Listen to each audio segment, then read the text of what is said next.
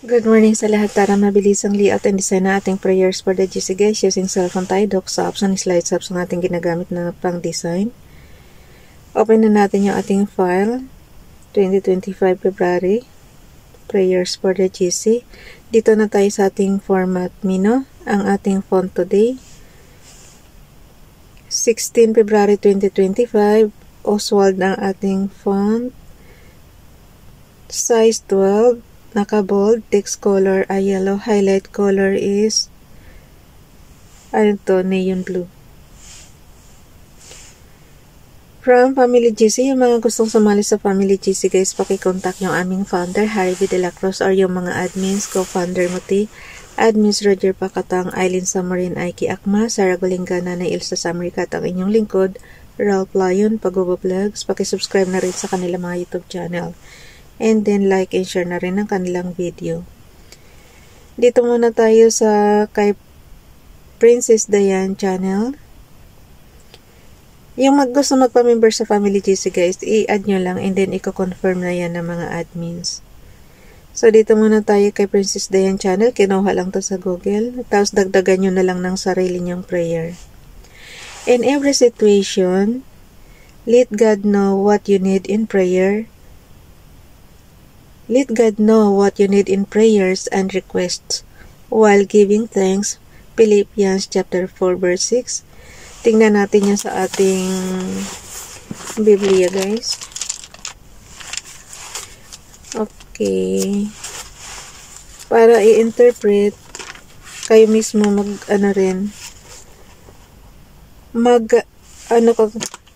60 ba? Philippians chapter 4 verse 6.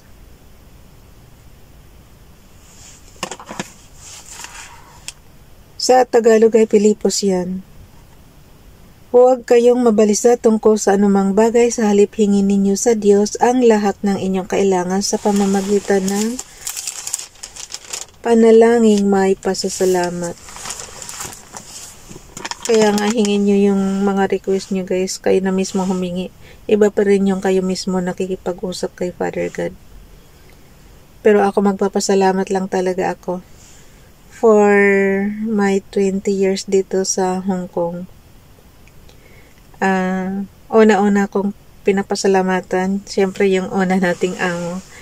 And then, kasi kung hindi dahil sa kanya, hindi tayo makakarating na Hong Kong. Tapos, since 2007 up to present, pasalamatan din natin yung ating kasalukuyang amo. Kumbaga sa guys, 18 years tayo dito, 2 years tayo doon sa una nating amo. Kaya matagal-tagal na rin, 2 dekada na rin si Rock dito sa Hong Kong. Kaya ipinagpapasalamat ko kasi kung talagang kung ibig sabihin guys, kung talagang lahat ng pangangailangan natin ipinapaubayan natin kay Father God. Siya yung gagawa ng paraan, gagamit siya ng tao na para maibigay sa inyo lahat yun. Kumbaga katulad ko, and that time talagang kami, nasa pinaka-lowest kami ng aming buhay kasi nga, syempre, college yung anak ko, na panganay, tapos, huminto sa trabaho ang asawa ko, and then, kumbaga sa pamilya guys, pagka isa lang ang magtrabaho, hindi kakayanin ang expenses. So, kailangan nyo talagang magtulungan. So, bilang since naman simula pa is talaga ako, working mother na talaga ako.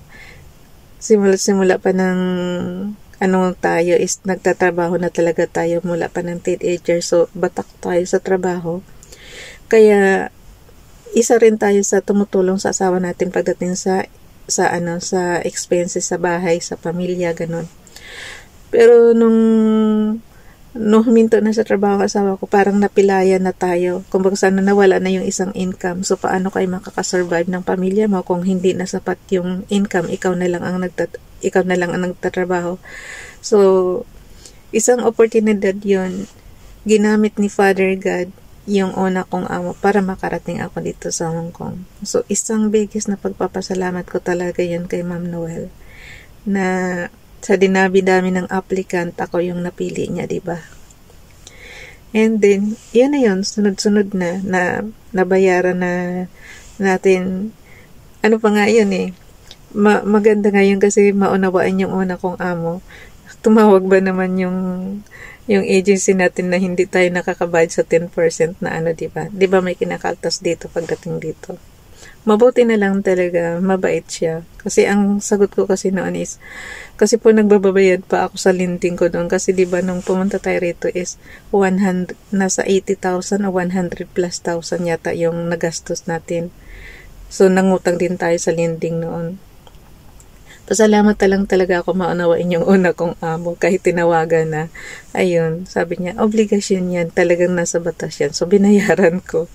Ayun. Yung 10% guys, binabayaran talaga yan. So, yun. Tapos, yun, sunod-sunod na. Napunta na tayo dito sa pangalawa nating amo.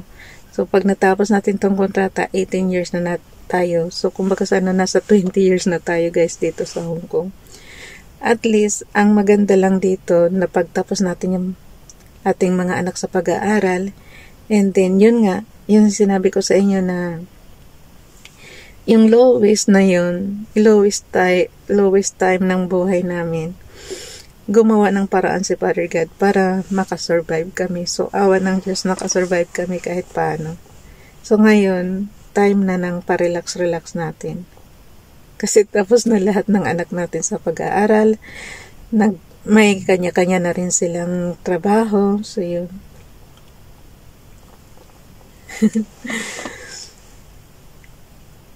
Kaya pag binabalikan ko talaga yung ano ganyan, yung magre-request ka. Pini-prayer request ko dati. Pag nabasa niyo yung prayer request ko, nakalagay doon, Lord, help me. Mabayaran ko lahat ng utang ko.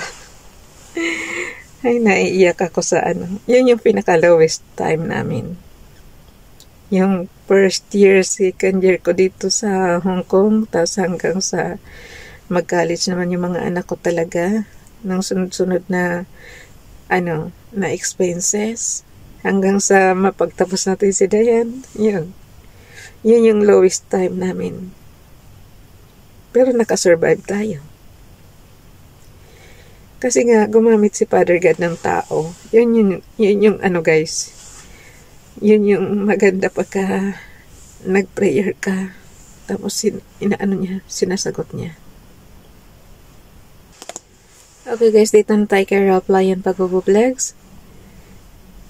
Father, help me to remember your great love for me. Your love has no time limit and I am so grateful. Thank you, Lord, for always being there for me if sometimes feel like no one else is. God, please help me to accept the wholeness that only comes from your love. Amen. Dalhin natin yan sa ating slides up. Basahin natin yung ating repost prayers. Mabilisan na guys kasi nagmamadali lang tayo. 16. Punta tayo sa slides number 16. I-zoom natin. Happy is the man that findeth wisdom and the man that getteth understanding. Proverbs chapter 3 verse 13. Kay Ralph Lion Pag-vlogs naman, Devarim Deuteronomy chapter 31 verse 6. Be strong and of good courage, fear not, nor be afraid of their faces. For Hashem Elohika, He is that doth go with thee. He will not fail thee, nor abandon thee. Kay Ralph pa rin, yung 2023 naman, kay Ralph tsaka kay Princess Diane. For the wages of sin is death, but the gift of God is eternal life through Jesus Christ our Lord. Romans chapter 6 verse 23. Kay FB Donnelly naman, Thursday Blessing. Yung 2023 is Thursday. Grace and peace be multiplied unto you through the knowledge of God and Jesus our Lord. 2 Peter 1 chapter 1 verse 2. May blessings fall like rain on you. So, dalhin na natin yan sa ating storage apps para mabilis na guys at tapos na yung oras ko. Okay, ito prayers. Ipapakita ko lang sa inyo. Katumbas ito ng ng Microsoft Office Excel yung kanyang environment.